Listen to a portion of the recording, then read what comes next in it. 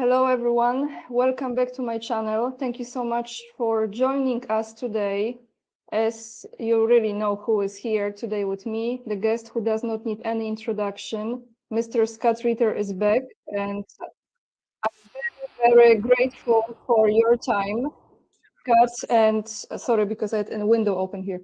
And I'm very grateful that we are able to connect in this moment after what took place last weekend. So welcome back to my channel. Thank you so much. Well, thanks for having me. It's a pleasure to be here. So, by the way, before we start, the link to Scott Ritter Extra is down below this live stream already. Also, just in case, I always emphasize, as you know how certain platforms are, make sure to join me on locals, check other links that are right down below this live stream. We all know what took place in Moscow, the city that is special for both of us. I can speak for you, I hope, as well. And how much that affects people around the world, what took place. I came across something very shocking. Well, maybe I shouldn't say shocking, since we know how certain nations, not all the citizens of these nations, how they act.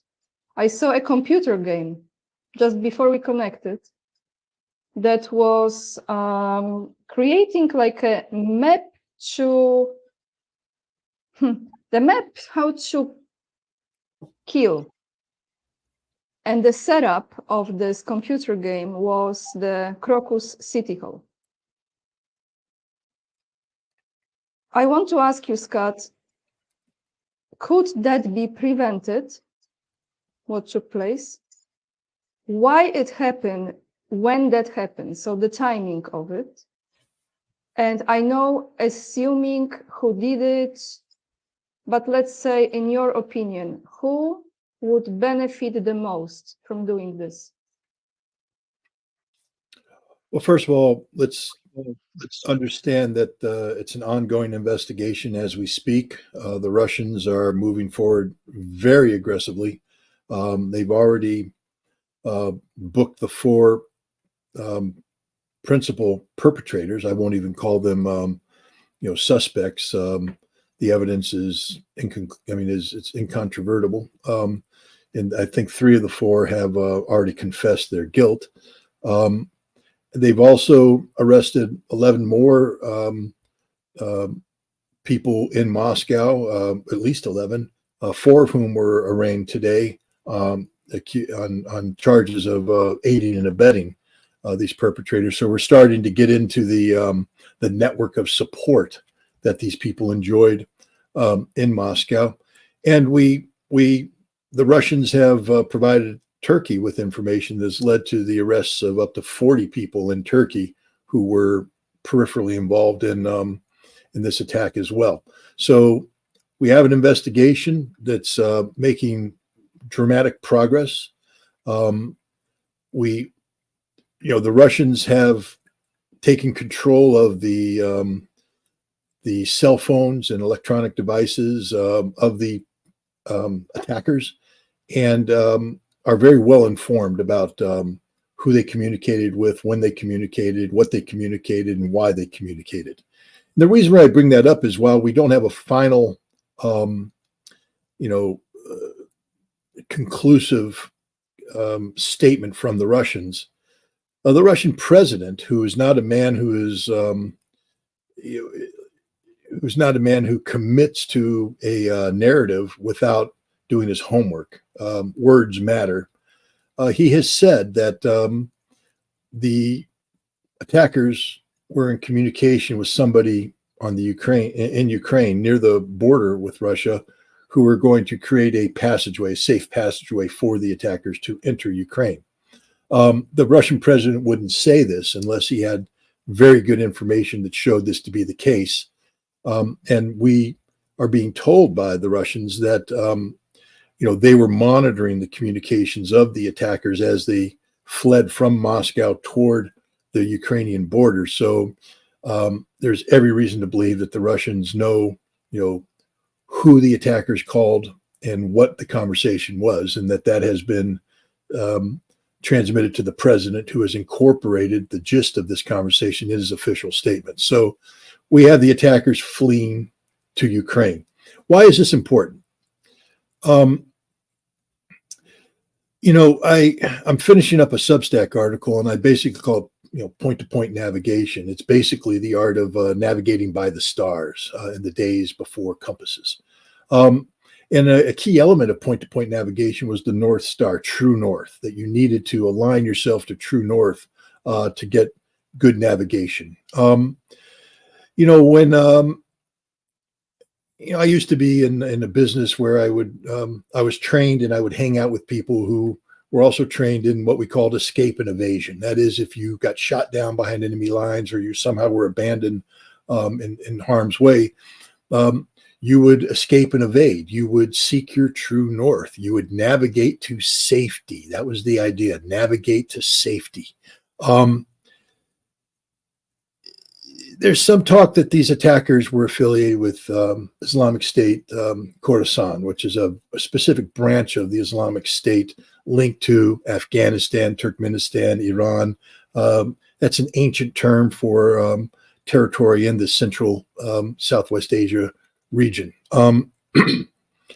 And there's some evidence that has been put out there that suggests, that is designed to suggest that that is indeed the case. We know the United States immediately said it was ISIS Khorasan, and the United States immediately said that it wasn't Ukraine.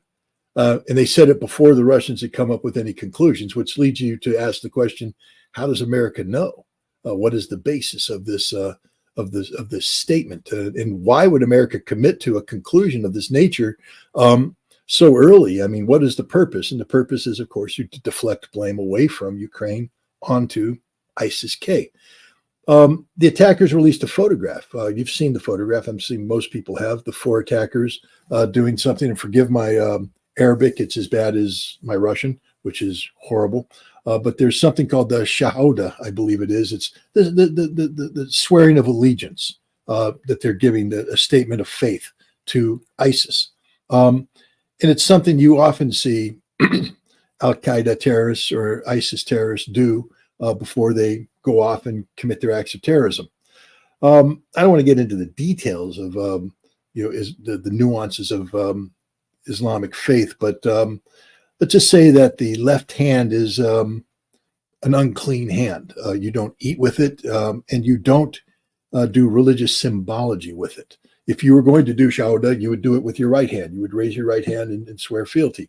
The photograph showed them doing it with their left hands, which means that these people don't know the first thing about Islam, that these are people who are peripheral, they have peripheral knowledge of Islam. They might call themselves Muslim, but they have no in-depth knowledge of the Islamic faith or, the realities attached to the symbolisms of Islamic faith.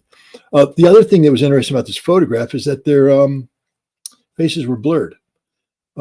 Every video I've seen of Al-Qaeda or Islamic State terrorists who film these things before the act, their face is clear. They identify themselves by name, and they say why they're doing this, because they are seeking martyrdom. They are going to heaven. 72 virgins await them. God bless these men. But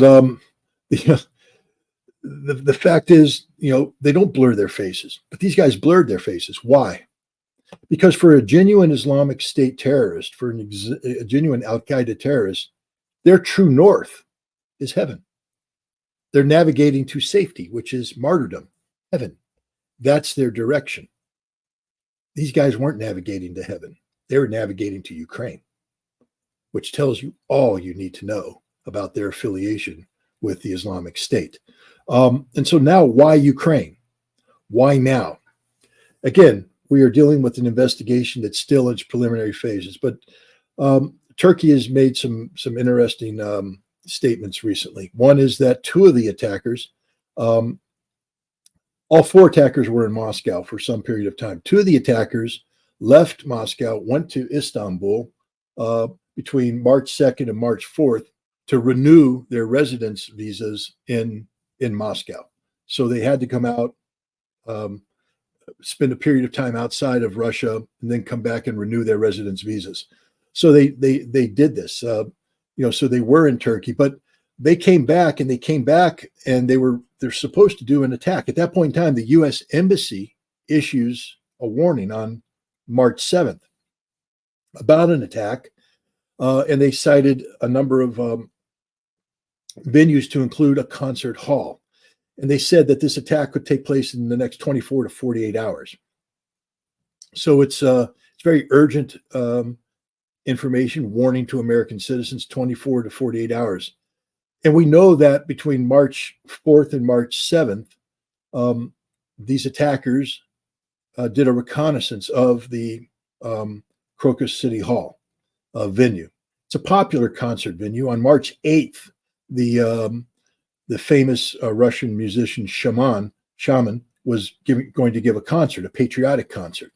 And, the belief is that these guys were supposed to do their attack then at the height to disrupt. And this is an important point, to disrupt the election, to create chaos in Russia prior to the presidential election, which took place between the 15th and 17th of March, to undermine confidence in Vladimir Putin's rule, to suppress voter turnout.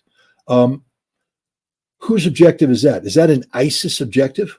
ISIS doesn't give a damn about Russian politics. No, that's a CIA objective. That's a Ukrainian government objective. That's an American strategic objective. The CIA has been involved in disrupting Russian elections since 2004.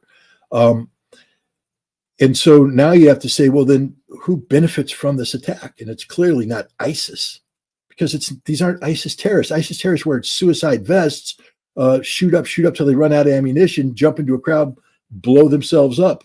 They commit, they become martyrs. These guys were doing it for the money. They had received $5,500 each, maybe $5,500 total. We don't know yet, but just very little money to carry out this horrific attack.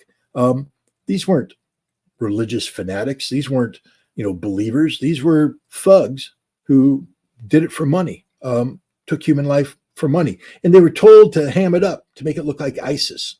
So they did stupid things like slit throats and take stupid pictures and post it. But the other clue that it isn't ISIS planned is that normally when ISIS takes credit, it's the announcement is made by ISIS Central, the command of ISIS. This was done through the Al-Maq network, I believe, which is the media outlet of ISIS, which people who study these things say that's done when they're taking credit after the fact. Generally speaking, when somebody has announced that they were motivated by ISIS, took fealty to ISIS, and then did the attack and then posted later, it would go through the Al-Maq network and they'd say, look, these people we now recognize as ISIS, therefore this is our attack. Which tells you that this wasn't planned by ISIS. It was planned by somebody else who then tried to affiliate themselves with ISIS as part of a deception, as part of a, to shift the blame away from the real perpetrators. This was a politically motivated attack designed to disrupt the elections of Russia, designed to undermine Russian confidence in Vladimir Putin, which limits now the people that would be interested in this. We know the CIA is very much interested, and we know that the Ukrainian intelligence services are likewise interested in this. The CIA has been working with Ukrainian intelligence services for years now. The New York Times ran a recent article where they talk about since 2014 that the CIA has been working with Ukrainian intelligence to establish up to 12 bases along the Ukrainian-Russian border for the purpose of carrying out espionage, sabotage, and other direct action inside Russian territory. And we know that the CIA has trained them, and we know who in the CIA has trained them. We know that it's the Special Activities Center, which is the covert arm of the CIA. Ground branch has been identified. They are specialists in unconventional warfare, irregular warfare. This is another name for terrorism. You remember, one man's terrorist is another man's freedom fighter. And so these are guys who specialize in training up people to operate covertly behind enemy lines, to carry out acts of sabotage or to undermine elections. This is what the CIA does for a living. They have trained the Ukrainians in this art. One of the Ukrainians trained in this arcane art is Budanov, the current head of Ukrainian military intelligence. And it is Budanov who is carrying out a number of acts inside Russia designed to destabilize Russia. It's Budanov with CIA assistance that worked with 3 Russian nationalist groups to invade Russian territory in the vicinity of Belgorod, something that's been ongoing since before the election. And they specifically, the perpetrators of these attacks specifically say it's to disrupt the presidential election of Russia. And so Budanov's already in the business of disrupting presidential elections inside Russia. 2 + 2 = 4. If it looks like a duck, walks like a duck, quacks like a duck, it's a duck. And again, I think we have to wait till the final conclusion is, but right now, all fingers point towards Ukraine and through Ukraine to the CIA. Wow. The details. Thank you, Scott. I want to ask you now, when I look at those men that were captured, the first thing that came to my mind is MK Ultra. They look like they have been programmed to do it. Like they are, the flesh is there, but the conscience is not there. So what will be the consequences of this, what took place, from Russian side, in your opinion?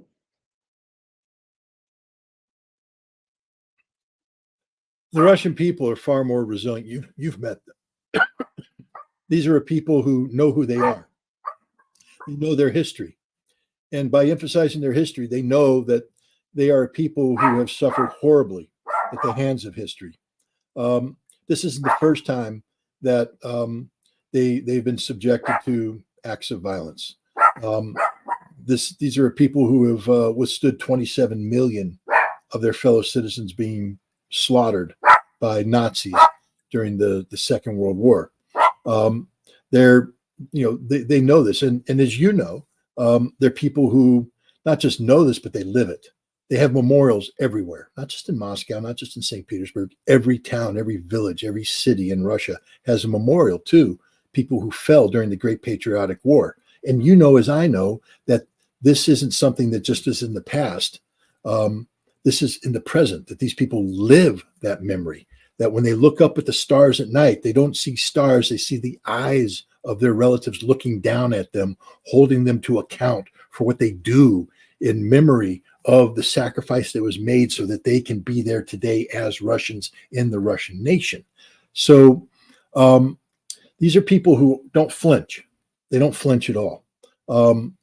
They have absorbed horrors in the past, and they will continue to absorb horrors.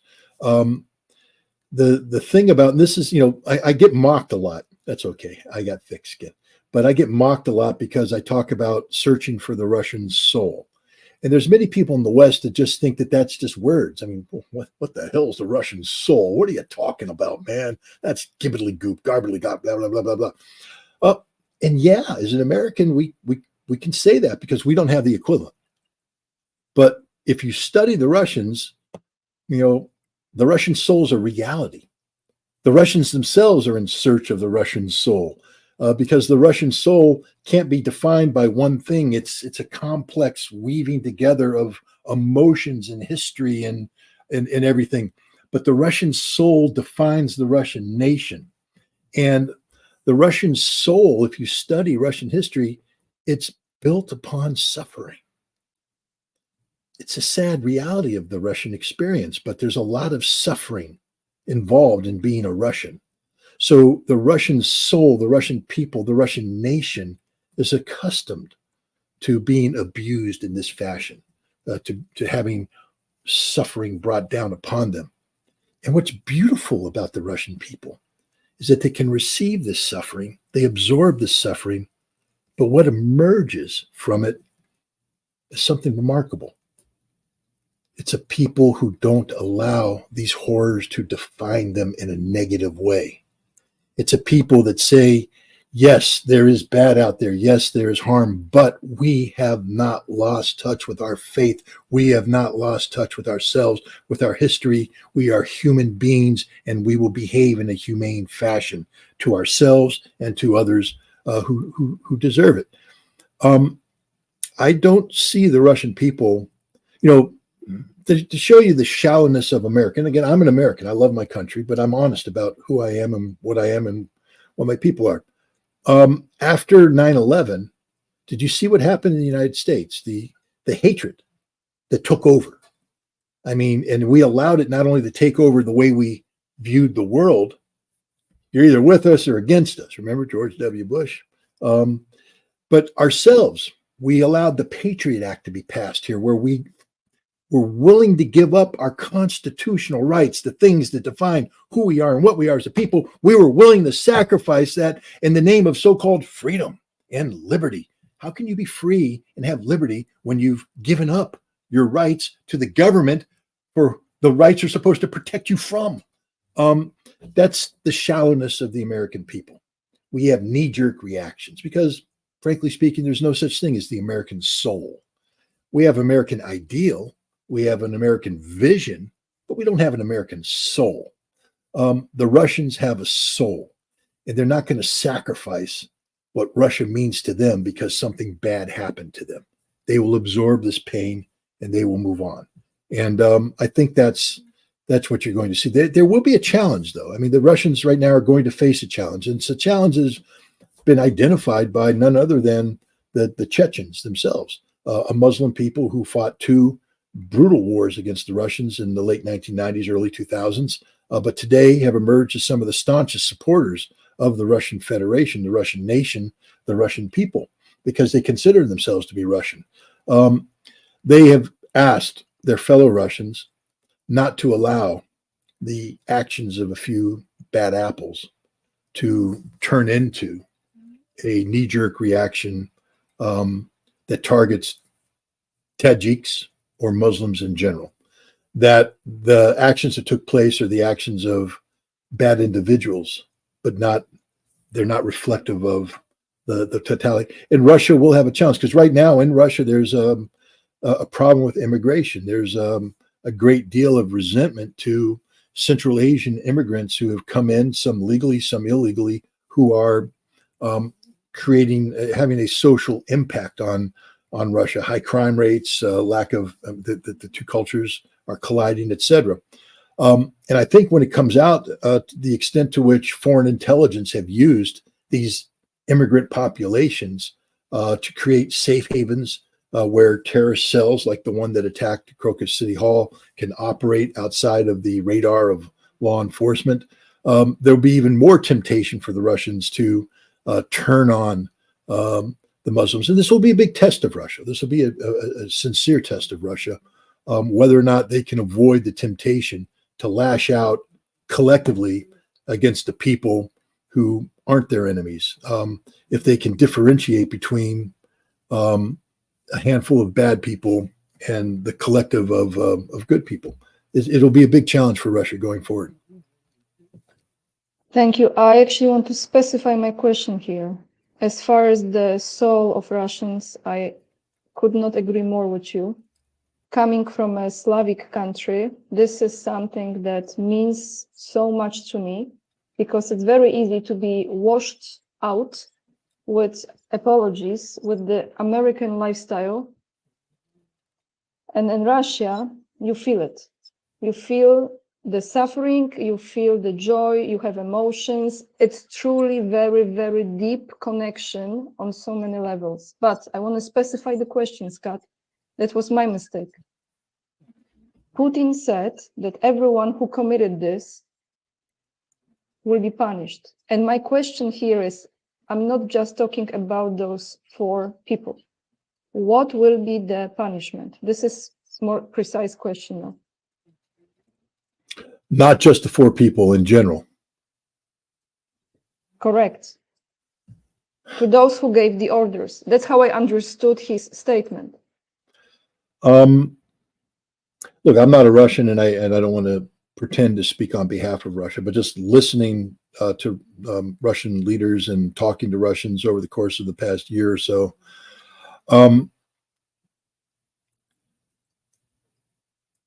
the Russians believe in justice. You know this. That's a big aspect of of defining themselves. They believe in justice.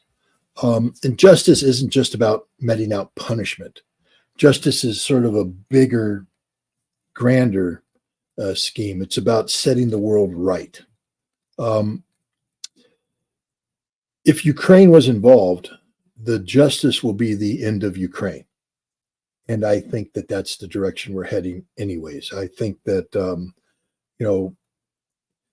when you have the Russians talking about the creation of a Dnieper River flotilla, when they don't control the Dnieper River, what does that tell you? It tells you they plan on controlling the Dnieper River sometime in the very near future. And if you have a flotilla, that means that it's either going to be a boundary or it's going to intersect at some point with parts of Ukraine, so they have to protect it. But Russia will control the Dnieper River. Now, to control the Dnieper River means that Russia is going to be advancing past the new territories into Dnipropetrovsk, into Nikolaev, taking over these two territories, and probably expanding into Kharkov and Odessa as well. That's why they've created two new combined arms armies, which are going to facilitate these attacks. And understand that if Russia moves up to the Dnieper River line, they will free up their forces, because the Dnieper River will become a boundary that will be patrolled by the Dnieper flotilla, and the rest of the Russian forces will be divided up between an axis heading towards Kharkov, Sumy, Kiev, and another axis heading through Mykolaiv, Odessa, Transnistria. And this is the direction Russia is going. And Russia has said that they will build a buffer zone to make sure that Ukrainian weapons can't reach Russian territory, which means, based upon the range of the weapons provided so far, Storm Shadow, Scalp, etc., there will be no Ukraine left. It's over for Ukraine. That's justice. But they were planning on implementing this justice in a way that would give the Zelensky regime an out, either a chance to leave, etc. If Russia finds that the Zelensky regime is complicit, justice will be the termination, physical termination of these people. They won't be brought to trial. They'll be killed. And I think you'll find that the Russians are fully capable of carrying out actions such as that. That is their version of justice. It's not something I'm saying is good. I'm not condoning murder. I'm just saying that that's what it's probably going to be, and that the Russians have a long memory.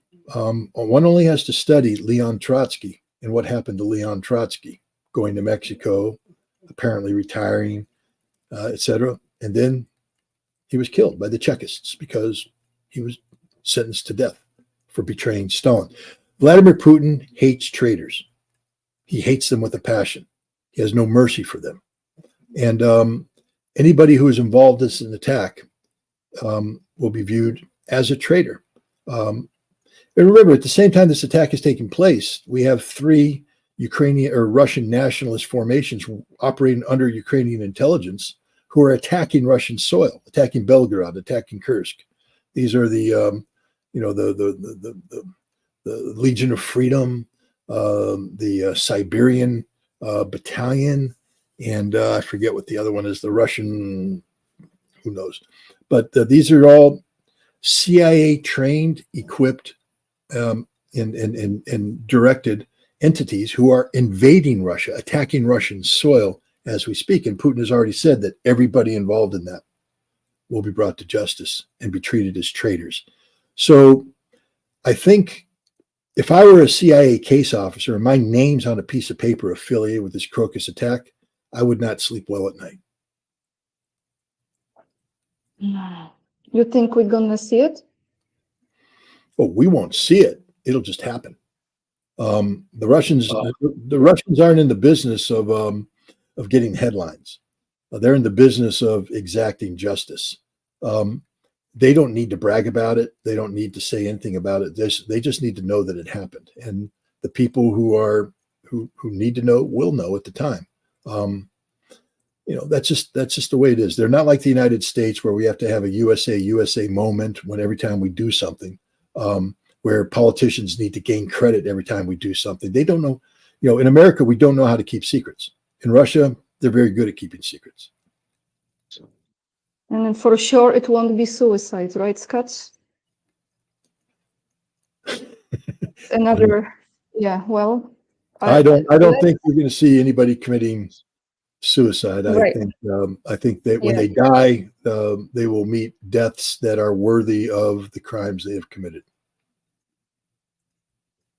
Thank you. I want to now jump into Europe.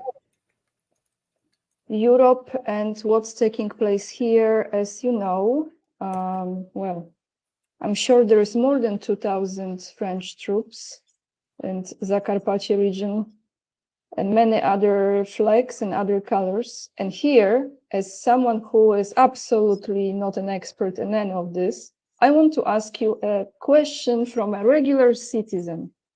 I have two scenarios in my head. If they pull it off, how they want to pull it off. And I want to hear your expertise on this. So let's say more and more of those troops, which you know, they are already there on Ukrainian side, sneaking there, will be there. One more warning from Russia, another warning from Russia, verbal warning. Comes to the point when they come too close, and then I don't know the levels of intensity of those missiles, but one of those is sent as a signal enough, talking from Russia's side. And let's say they back off. Or they use it and say, you know, this was Russia attacking us. Seriously, look at this. We have to go in. Second scenario, I give a credit to one of my viewers who put this in my comment section. I have the best audience ever, I have to tell you. And he said, no, it will be like this. NATO will bomb or explode their own troops and then blame it on Russia, and the whole, excuse my language, shit show will start. So I want to ask your opinion, because at this point, a lot of Polish citizens, they don't have to like Putin, they don't have to like Russia. That's not the point. The point is they see no reason to sacrifice themselves for the politicians, for their plans, and for their business. So please tell me if I'm even a bit close to what they might pull off. I think we have to differentiate between politically oriented people and militarily oriented people. Right now, we have a whole bunch of people who are close to people like Macron, Biden, Schultz, Maloney, Sunak, who call themselves Russian experts, and they're advising these people on Russia, but they're an expert of nothing. These are people who, cut their teeth, so to speak, on the Russia of the 90s, when the goal wasn't to know about Russia, but to dominate Russia. And they are deeply resentful of Vladimir Putin's ongoing efforts to restore Russia to a place of dignity and self-sufficiency. And so these people have an unrealistic appraisal of Russia and its capabilities. And from that, they have over-optimistic appraisal of the West's ability to shape events inside Russia. So we see, for instance, people thinking that sanctions would have succeeded in strangling the Russian economy. The proof of how wrong they were is the fact that their own economies are being strangled today because of the sanctions. People who believe that the war in Ukraine would have been unaffordable by Russia, that Russia couldn't sustain this conflict, and that as a result, combined with the economic disaster brought on by sanctions, you'd get political unrest and you'd get a Maidan moment in Moscow where Vladimir Putin would be overthrown by the Russian people. This is the advice that's being given to these leaders, and they believe this. They believe this advice. And so this is where you can get an Emmanuel Macron that says, I want to dispatch French troops to Ukraine. And we get a number of 2,000 because that's pretty much the limit of what Macron could dispatch in short order. He could probably get it up to 12,000 if you want to wait 6 months, maybe more if you want to wait longer. But to get troops there soon, 2,000 is about the maximum, because Ukraine was preparing to expand its current 700 strong force, a reinforced battalion in Romania, to 2,000 by next year. Right now the plans are, if they go through with this, to get them up to 2,000. Let's just put this in perspective. Ukrainian troops are dying on the front line today at a rate of over 1,000 a day. 2,000 French troops buys Ukraine 2 days. That's it. But the question isn't just about putting men there. How do you sustain it? You know, amateurs talk tactics, operations. Professionals talk logistics. The military people around Macron, who have nothing to do with politics, their job is just purely military. They're telling them that, look, it would take us 2 years to get the logistics support framework in place to expand the battalion from 700 to 2,000. That's what they were telling them back in 2023. Now, that meant they were ready by 2025. Now they're saying, if you want to accelerate this, we might be able to pull it off, but it means that we're not going to be able to do some of the preparatory work, like pre-position ammunition, pre-position fuel, etc. That, you know, we're going to put a lot of troops forward with insufficient logistical sustainability that we're going to have to be playing catch up on.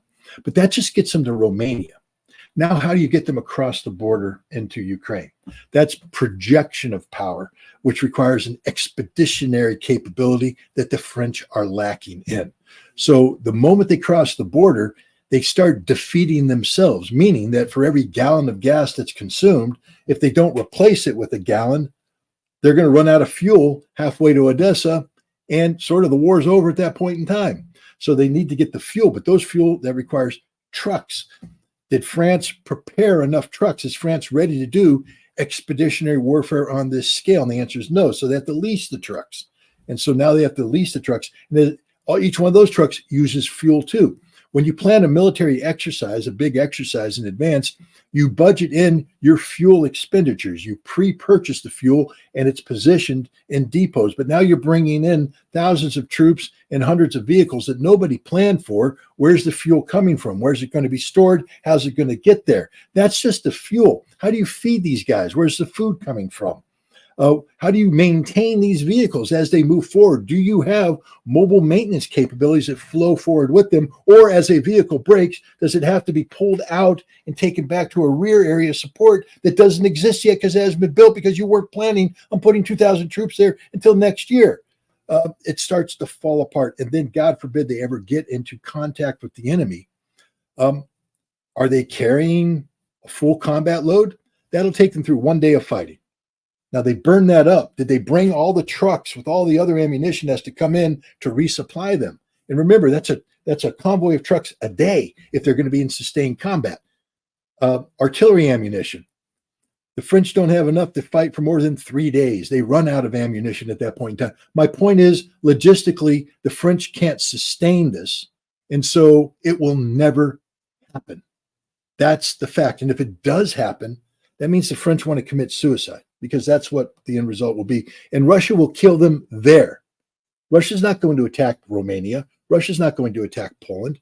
They're going to attack the French in Ukraine, where every Frenchman will die. But this is not just about French. This is about other, as you always say, Chihuahua countries, plus Poland, right, to participate in this. But what can then maybe, but maybe, sorry, Scott, maybe, again, so sorry, maybe this is not about this. This is not about those logistics. Maybe this is about creating this mess. As Polish Prime Minister said, Donald Tusk, newsflash old, as I always say it, he said the next 6 months will be decisive. So when we calculate the next 6 months, we come to the September this year, which is less than 2 months before the US presidential election, which is perfect timing. Perfect timing before the presidential election. So this chaos, this mess is going on because ultimately, like you say, they have no chance. Doesn't matter if it's a coalition of this or that.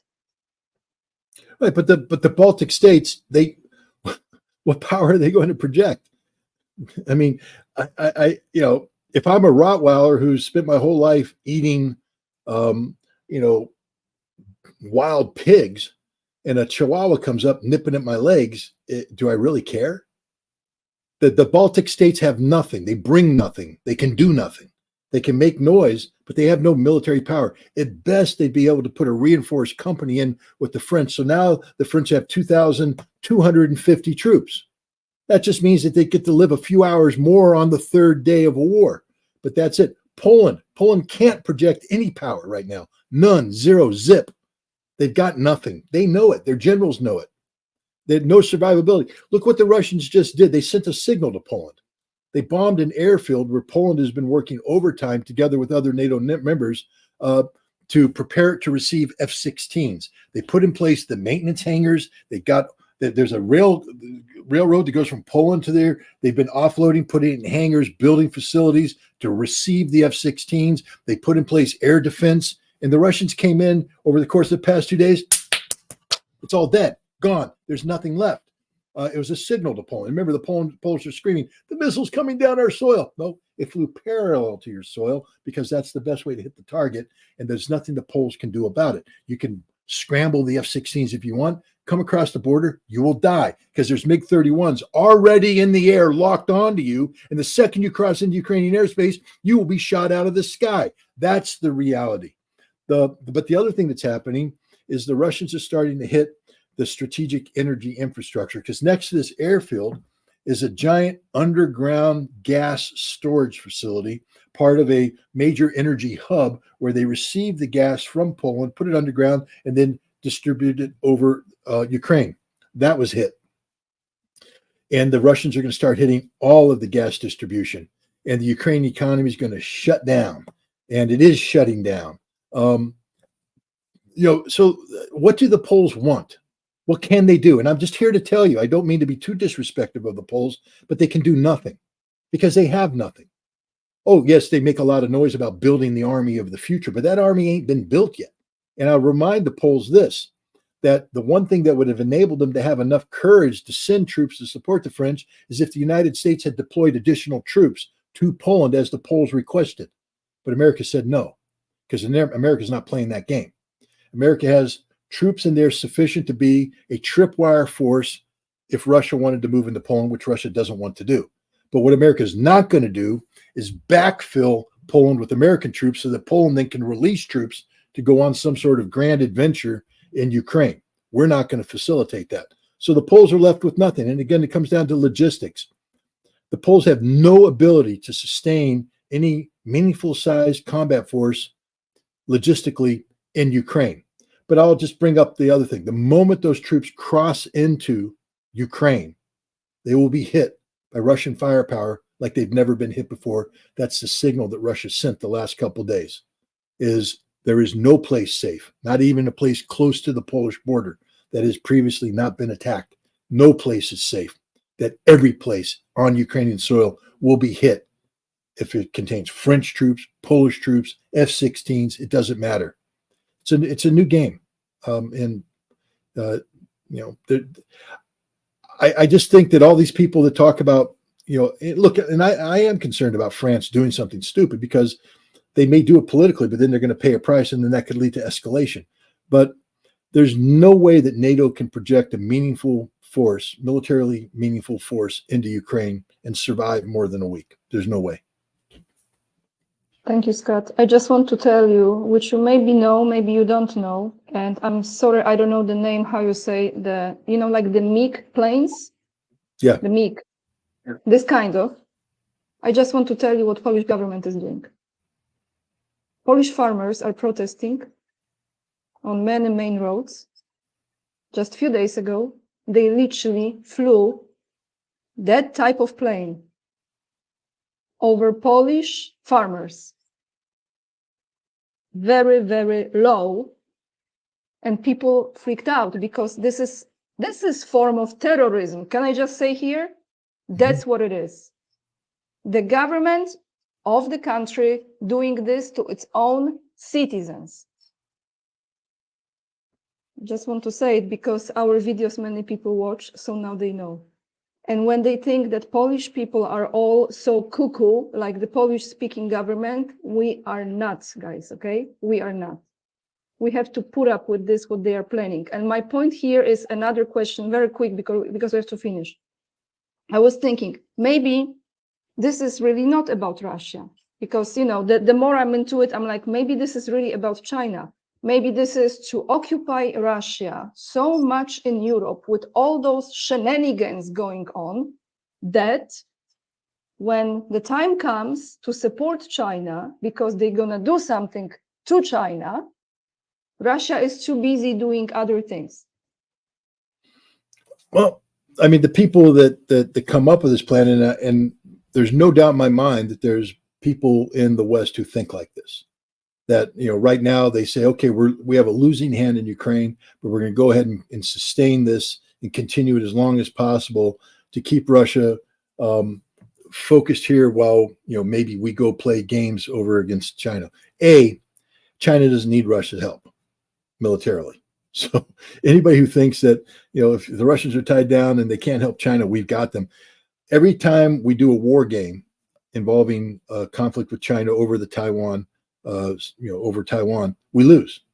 It got to the point where the man who runs these war games, Air Force Lieutenant General, had to go to the White House and tell the White House to stop with the rhetoric already, and stop with the stupidity. For instance, we were sailing ships through the Taiwan Straits, and sometime last year in late summer, early fall, we sent a destroyer and a Canadian ship through the Straits, and the Chinese aggressively maneuvered and almost rammed our ship.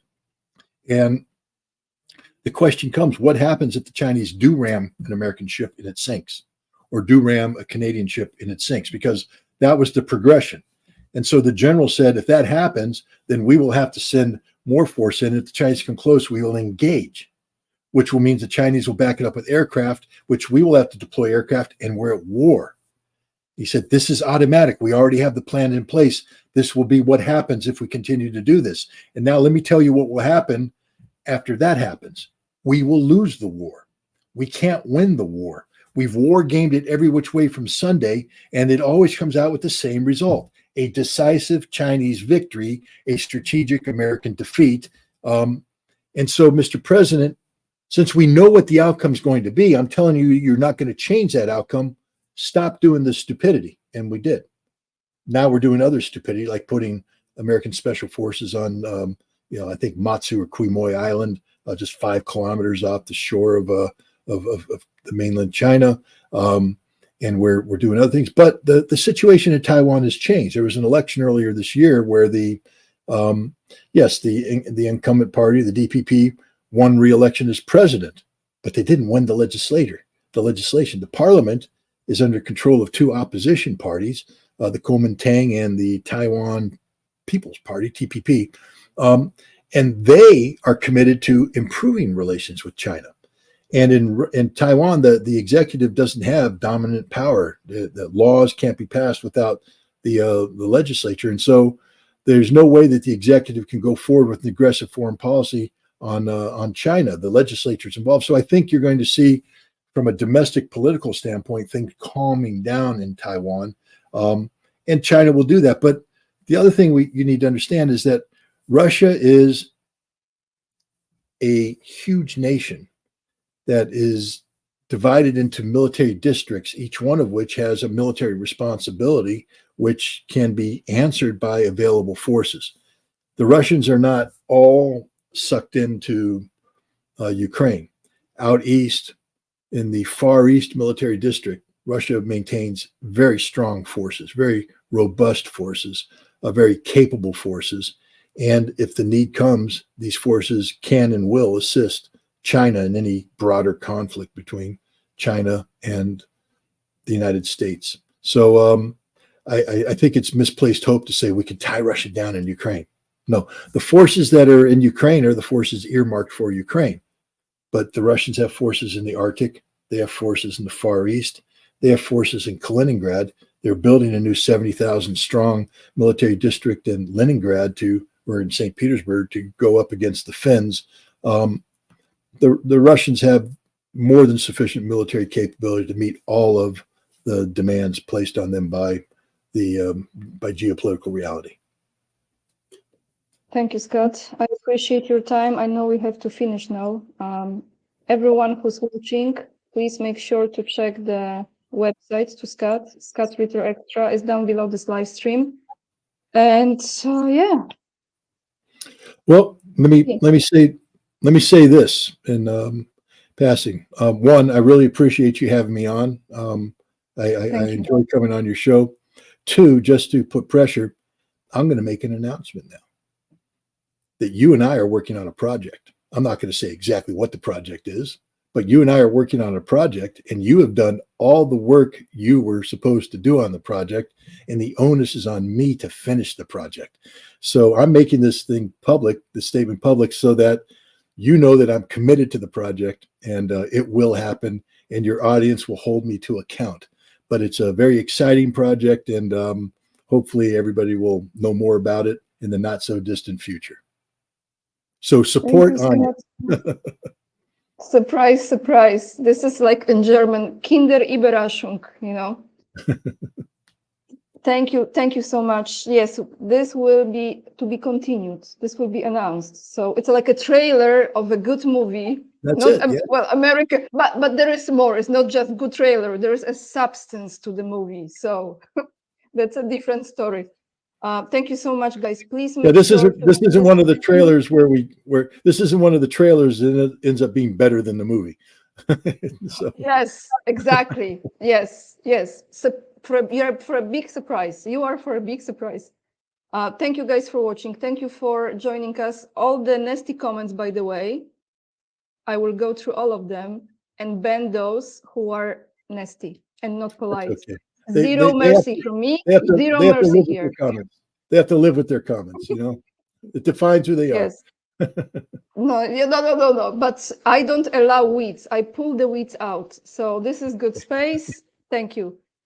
Thank you everyone for watching. Make sure to hit this like button and leave the comments down below, your thoughts, because I get very passionate since I am living in this land run by the cuckoos, you know, Polish-speaking cuckoos here. So I'm updating you daily on what's going on, but I'm sure we will go through all of this and we will be fine. Let's just not participate in their ideas.